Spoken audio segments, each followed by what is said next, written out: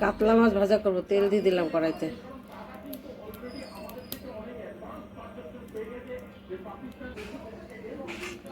মাছ দিয়ে দিলাম।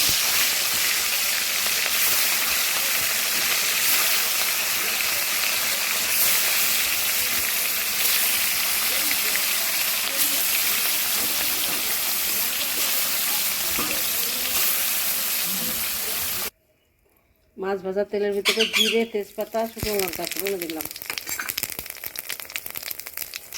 আলুটা দিয়ে দিলাম। শসা দিয়ে রান্না করব। আদা, জিরে, লঙ্কা দিয়ে দিলাম বাটা।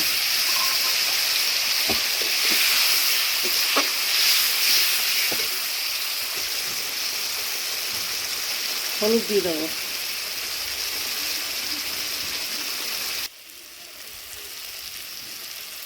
লবণ দিয়ে দেবো স্বাদ মতো।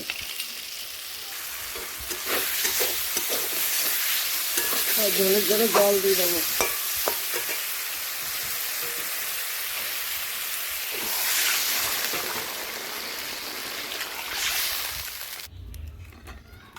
এবার শসাটা দিয়ে দেবো।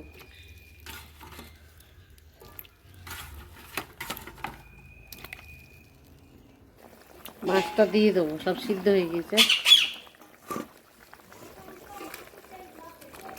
এখন গরমকালে শসা দিয়েই মাছ তরকারি, যে কোনো তরকারি খেতে হবে, ভালো লাগে। হয়ে গিয়েছে শসা দিয়ে রুই মাছের ঝোল। এরকম হয়ে গেছে মাছের ঝোল। রুই মাছ দিয়ে, শসা দিয়ে, এই রুই মাছ বলছি, কাতলা মাছ দিয়ে ঝোল হয়ে গেছে।